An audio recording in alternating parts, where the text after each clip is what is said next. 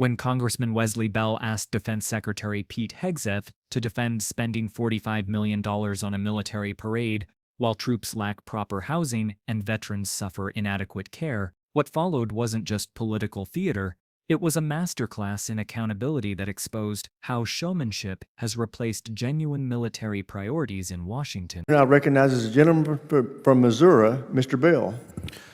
Mr. Secretary, unlike my colleague down the dais, I don't feel sorry for you. I visited with soldiers in war zones whose life is on the line, so a few tough questions. I think you'll be okay. And so my first question is, are you authorized to disclose intelligence that would put our troops in harm's way to our enemies? Well, I reject the premise of the just saying, question. Just as a hypothetical, are you authorized to do that? I have not and do not. Exactly, and I assume that. So when you told our ranking member that everything that you say is authorized, that wasn't completely accurate, correct? What I said is that every way that I communicate is authorized. No, you actually said everything that you said is authorized. I wrote it down. Now, with that said, and the reason I bring that up is because it's about accountability. And we're talking about this war ethos. The primary component of that is accountability. And I'm going to indulge me in a quick analogy. Republicans introduced a bill on the House floor a few days ago, a resolution standing against terror, racism, hate, anti-Semitism, which as an African, as an American, as a black man, I'm going to stand against those things 6 times a week, twice on Sunday. Now, the nefarious part was there was a line that was stuck at the end of that resolution that essentially gave a shout out to law enforcement, which I do support, but also to ICE, which right now, a lot of Americans have a problem with the way ICE is being deployed. And I'm not happy with what they're doing, nor do I want to shout them out for that. And so accountability was, I didn't duck from the question. I went and I talked to my constituents. I went on social media. I did interviews to explain exactly where I stood, that I stand against hate. I stand against racism. I stand against anti-Semitism. And I hate that that line was stuck in there. That's accountability. So when we're asking you these questions and you're ducking and you're not answering them directly, that's not a culture of a war. What was the term? A war ethos, a warrior ethos. I'm looking at members who serve, and they're taking their lead from you. That starts with you. And if we have troops who are in war zones and they're watching while they're risking their lives, and you can't just answer some tough questions, what kind of culture is that setting?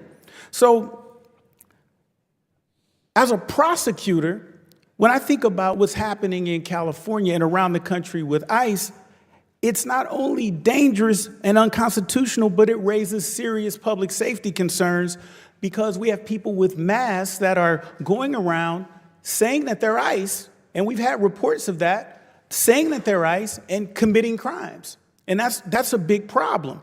But it gets me back to the point of the accountability piece. So, for example, do you believe quality military housing is important? Yes or no? And just keep your mic on for time because I don't only have a minute left. Our budget commits to robust military housing and barracks up. Do you believe military children deserve a strong education?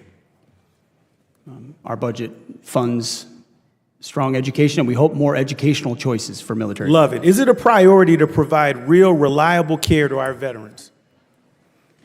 Of course. So, Mr. Secretary, we have a problem here because your answers don't match your budget priorities. You said your mission is to restore this warrior ethos and that threats we face are serious, but so must our investments. So when we think of, for example, a $45 million parade, I can think of 45 million things we could do more effectively with $45 million than a parade, such as the things that I mentioned.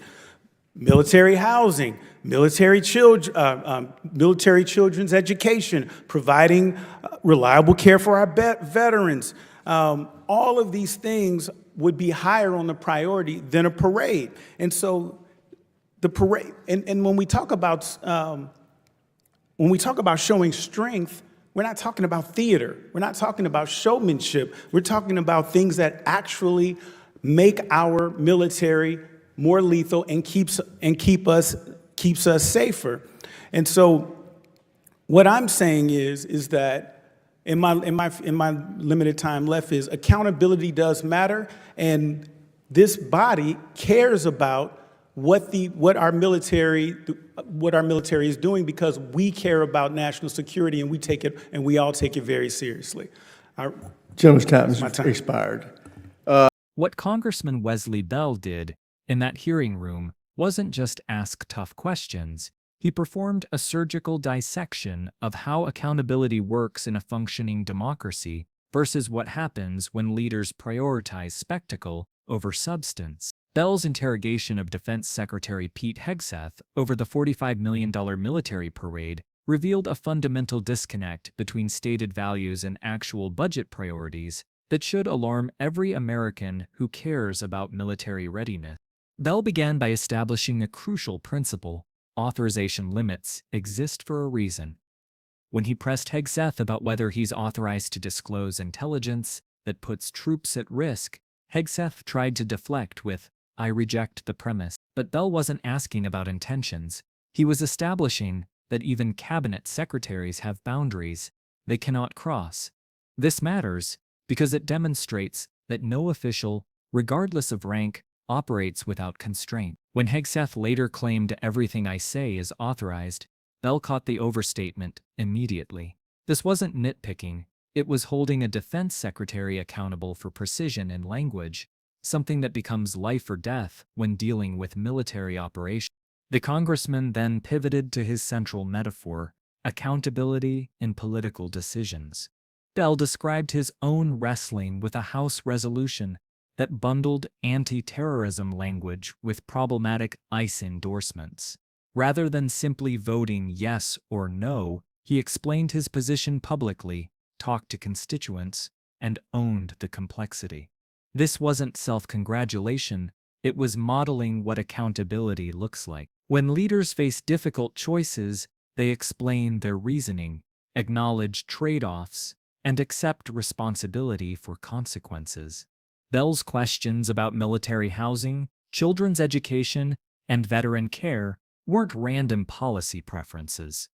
They were establishing priorities that directly affect military readiness.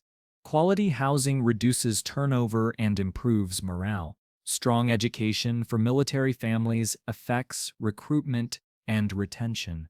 Reliable veteran care signals to active duty personnel that their service will be honored after discharge. These aren't feel-good initiatives, they're operational necessities. The $45 million parade becomes a symbol of misplaced priorities when viewed against these needs. Bell wasn't arguing that military ceremonies have no value, but that $45 million represents a choice, money, that could address housing shortfalls, educational gaps, or veteran care deficits. When leaders choose spectacle over substance, they signal what truly matters to them. A parade is visible and politically useful. Improved barracks housing or better veteran mental health services don't generate the same headlines, but they build actual military strength. Bell's distinction between theater and things that actually make our military more lethal cuts to the heart of modern defense policy debates. Strength isn't about looking strong, it's about being strong. A military that struggles with recruitment because families can't find decent housing, or one where veterans delay seeking care because the system is unreliable, is a military with readiness problems that no amount of pageantry can mask. The deeper issue Bell exposed is cultural. When military leaders prioritize appearances over function, it sends a message throughout the ranks. Junior officers and enlisted personnel notice when resources flow toward visible projects, while their daily operational needs go unmet. This creates cynicism and erodes the trust that effective military units depend on. Troops in war zones, as Bell noted, risk their lives based on the assumption that leaders back home are making sound strategic decisions with available resources. What makes Bell's approach particularly effective is how he connected personal accountability to institutional accountability. By sharing his own decision-making process on the House resolution, he demonstrated that taking difficult positions and explaining them publicly is both possible and necessary. Leaders don't get to hide behind vague statements or deflections when the stakes are high. They must explain their choices, defend their priorities, and accept criticism when those choices prove questionable. The exchange also reveals how budget decisions function as moral documents. Every dollar spent on a parade is a dollar not spent on veteran care or military housing. These aren't abstract policy debates. They're choices about what we value and who we prioritize. When Bell pressed Hegseth on this, he was forcing a public accounting of those values. Democracy survives when citizens understand how power is exercised and insist it be used for public good rather than political cantonage. Bell's questions weren't partisan theater, they were civic education about what accountability looks like and why it matters for national security. If we want leaders who prioritize substance over spectacle, we must reward the kind of detailed, persistent questioning that Bell demonstrated and demand straight answers to tough questions about how our resources are used.